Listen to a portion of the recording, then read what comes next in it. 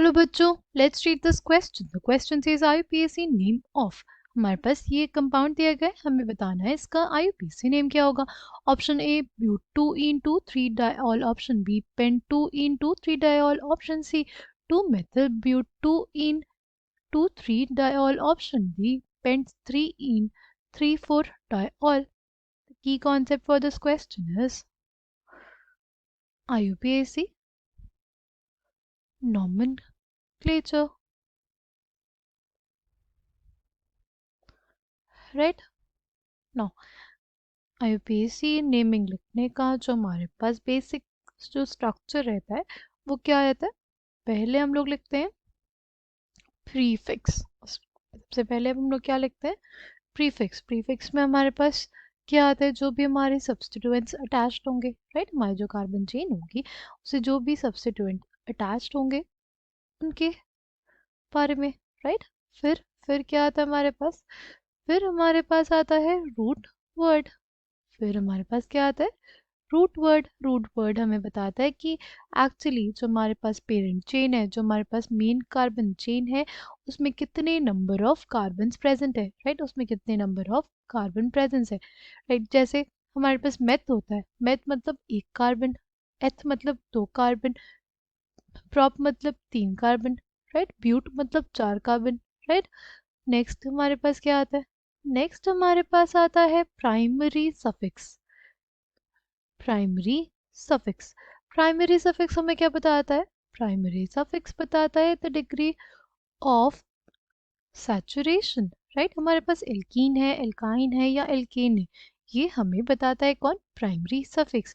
जैसे हमारे पास पेंट इन लिखा हुआ है, इसका मतलब क्या है, हमारे पास एक 5 मेंबर, हमारे पास 5 मेंबर चेन है, राइट। उसमें हमारे पास फर्स्ट पोजीशन पे क्या है, डबल बॉन्ड है, राइट, यानी एल्कीन है हमारे पास। फिर हमारे पास इसके बाद क्या आता है, प्राइमरी सफिक्स के बाद सेकेंडरी सफिक्स आता है। जो सेकेंडरी सफिक्स होता है ना, वो बेसिकली हमें बताता है कि हमारे पास कोई ऐसे फंक्शनल ग्रुप अगर लगा हो, जैसे अल्कोहल के लिए हमारे पास जो सेकेंडरी सफिक्स होता है वो होता है ऑल, राइट। अगर हमारे पास कार्बोक्सिलिक एसिड है उसके लिए होता है ओइक एसिड, ठीक। जैसे हमारे पास एल्डिहाइड होता है उसके लिए हम लोग अल लगाते हैं, कीटोन होता है उसके लिए ओन लगाते हैं। ये सब क्या होते हैं, ये सब होते हैं हमारे सेकेंडरी सफिक्स, राइट। अगर अब बात करें यहाँ पे जो कंपाउंड हमें दिया हुआ है इसकी बात करते हैं, तो देखो सबसे पहले हम लोग सेलेक्ट करते हैं अपनी मेन चेन। मेन चेन वो होगी जिसमें मैक्सिमम नंबर ऑफ कार्बन्स होंगे, राइट। ये हो जाएगी हमारी क्या, ये हो जाएगी हमारी मेन चेन, ठीक। कितने नंबर ऑफ कार्बन है उसी से हमें पता चलेगा हमारा रूट वर्ड क्या होगा। तो यहाँ से नंबरिंग करते हैं। तो नंबरिंग ऐसी करनी होती है कि जो हमारे सब्स्टिट्यूएंट्स हैं उनको लीस्ट नंबर मिल सके, राइट। नंबरिंग हम लोग इधर से भी कर सकते थे 1 2 3 4 5, राइट, बट हमारी अगर यहाँ से करेंगे तो एल्कीन को और इस OH को लीस्ट नंबर मिलेगा, राइट। और ये वाला जो OH होगा उसको तो इधर से भी थर्ड नंबर पे ही मिलेगा, राइट। इसके लिए तो सेम रही पोजीशन, बट जो एल्कीन है उसके लिए थर्ड पोजीशन हो जाएगी और इसके लिए तो फोर्थ पोजीशन हो जाएगी। तो वो नंबरिंग हमारे पास गलत हो जाएगी।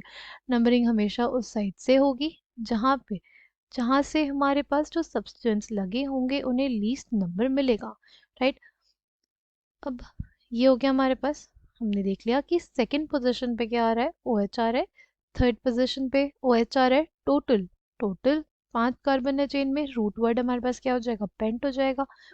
प्राइमरी सफिक्स क्या आएगा, प्राइमरी सफिक्स हमारे पास इन आएगा बिकॉज एल्कीन प्रेजेंट है, राइट।